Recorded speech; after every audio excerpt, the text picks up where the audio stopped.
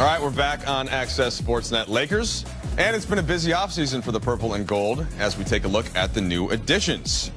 Here in the points column, Kendrick Nunn, really interesting name. What can he bring off the bench this season? Moving on, you see Malik Monk in the middle, some upside represented there. And then how about some old friends like Trevor Ariza and Dwight Howard, both of whom have titles. And, probably mentioned Russell Westbrook at the top of that list. I think everybody's curious to see what he's got in store for the Purple and Gold faithful.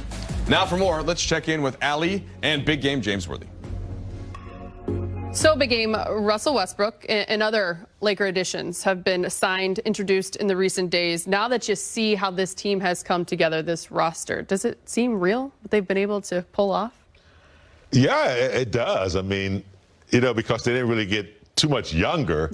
They got my friend was playing golf. He said they got the Cocoon team. You remember that movie? You probably don't. Yeah, but you know there was better. a movie about these people that were older and they got really young. But this is a team that used to be young that's a little bit older. But yeah, they still have some experience left.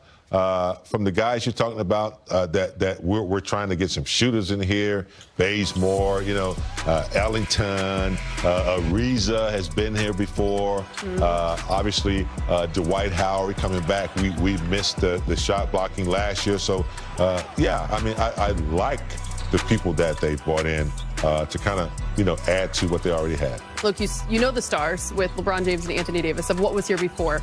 So they add 8 new additions, 9 if you include THT. We've heard Rob say playmaking and shooting were the 2 goals to address this offseason.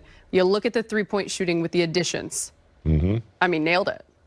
When you look at those percentages, guys that you just mentioned. Yes, and the beauty of it is you have that third playmaker. You got LeBron, you got Westbrook, and then you have Tucker when he comes into play. All 3 are able to create space and collapse the defense. I think the 3-point shots will come easier now. You got AD handling the ball. He's going to demand a lot of attention. So that's going to be the big test for the coaching staff. Figure out how to play these guys and have Carmelo out there who's 40%. Monk who's a great shooter. Bazemore, Ariza's going to add other dimensions with his experience. He's his defensive savviness. But yeah, I think the 3-point shot should increase and be better than it's been the last few years. Any under the radar addition that stood out to you that you like? Malik Monk is is it 39% he shoots or somewhere in that area? It's going to be interesting to see. 40%. Yeah, it's going to be interesting to see how he pans out. There's going to be a lot of shooters. Of course, my Tar Heel friend Ellington, who's been here before. He's a solid teammate. That's the one thing that people like about him. And he'll seize the moment. He'll be here in LA looking at all this greatness around him and be eager to win as well. So we'll see how those 2 pan out. Obviously early, but how do you think when you look at the roster, what we see of it on paper, what we hope for it to come to fruition and look like, how do you think the Lakers stack up with other title contenders? I'm good with it. I'm good. I'm very good with where we are right now. Obviously people talk about, Brooklyn, to see what Milwaukee was able to do last year. So with the addition of Russell, Westbrook, and let's remember, we still have Tucker. Yep. We gave up some young, Caruso and Pope. We gave up some players, but we still have a dynamic player in a development stage. So AD's young. So we still have a little bit of youth in there to go with some wisdom. So I think based on what I've seen, I think we can win it. I don't think there's going to be too many people that have better odds than we do. You said it. Age is just a number. You heard Frank say, IQ, intelligence can win. Trophy, still the motivation. You got it. You got it. About critics who say the team is too old. And he said, quote, "We got a team full of nice, experienced vets that's going to kick these young bleepity bleep bleep Dave, you cover the Lakers. What do you make of these bleeped out comments from Russell Westbrook? Well, they better beat these young teams he's talking about. That means they're the teams you're playing in the regular season. They better rack up a lot of wins. And Melo said in his introductory press conference that we all know what we're here for and we got to win. There's that built-in pressure here. Now, in the playoffs and the finals, should they get there, won't be young teams. There'll be more veteran-laden rosters. They just got to win. I mean, they made these moves to put together a championship team. Rob Pelinka said it in his comments, saying it's all about being obsessed with championship number 18 for the franchise. So, yeah, beat the young teams, beat the old teams, beat the teams in the middle. You got to win, Lakers. And they weren't built for 3 or 4 years, as we know. They were built for this season. This is like team load management. Every day you're going to be tweeting out, oh, God, okay, somebody else is sitting down. Because the key is not these games in February, March. They need to be ready for the postseason. If they get there, I think they can have a legit chance. My fear is when you have that many older guys, even as proud as they are and as talented as everybody is, LeBron on down, you just worry about the health staying there for 82 games plus a long postseason run. Well, we just saw a graphic, right? 31.8, as I mentioned at the top of the show. That would be the oldest roster to win. There are 5 teams that have a median age of 31 that have won in the past, but that is it. So, Dave, what have you been hearing about sort of how the Lakers are viewing this? Forget outside critics, inside the team, how are they viewing this age dynamic? Well, you know, Frank Vogel is one of the most counterintuitive things you'd think with a aging roster is that we want to be a fast-breaking team.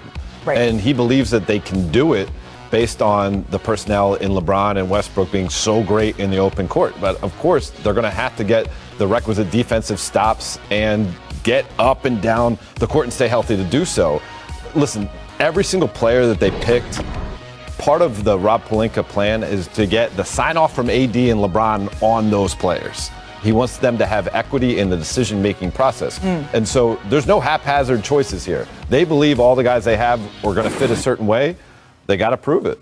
Dave, to your exact point, though, this is why I think the Lakers can do it, because they all know what they're getting into. And there's all these different questions about, can Russ fit in? Can Carmelo at this stage do what they're going to need him to do? They wouldn't have gone on this team and joined forces if they didn't believe it can happen. The only thing that scares me, guys, is you look at that graphic and you go, man, they're old.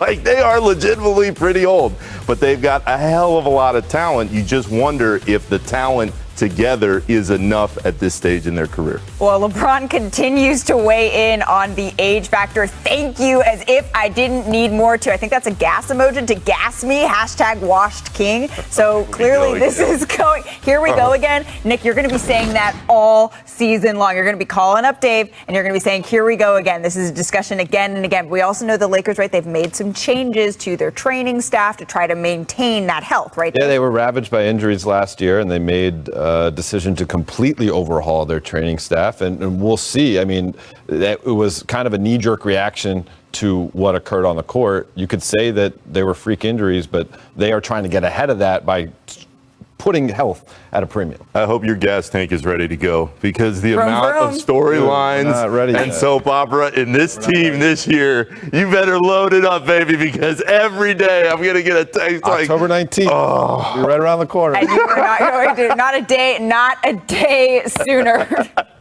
Let's move on to NBA 2K 2022 ratings, which have stirred up a lot of buzz online. We know LeBron's been tweeting a lot about some other stuff, but this is on there too. Here's KD when he was asked about his rating, what it should be in this year's game. Take a listen. I think my rating should be a 99 on 2K. I work extremely hard. I can make shots from all over the floor. I'm a solid passer. I think I'm a great passer, a great rebounder. Yeah, I pretty much do everything great. That's why I should be a 99. Well, we talked about at the top of the show how much KD, whether or not he is the best player that GMs want to build around. So players are weighing in. LeBron said that KD's 96 rating, it should be a 99. And Trae Young said about being rated an 89 overall. Feel like we do this every year? Y'all ever gonna get it right? And here are the highest rated players in the game. KD, Steph, LeBron, and Giannis are all tied at 96 overall. So Nick, Should players care about this stuff? Hell no. Hell no, they shouldn't be worried about it. But this is the most competitive group of dudes maybe on planet Earth. So it's always a topic of conversation. It's always a lot of ego in play, a lot of pride, and I understand why it matters so much to all these guys. But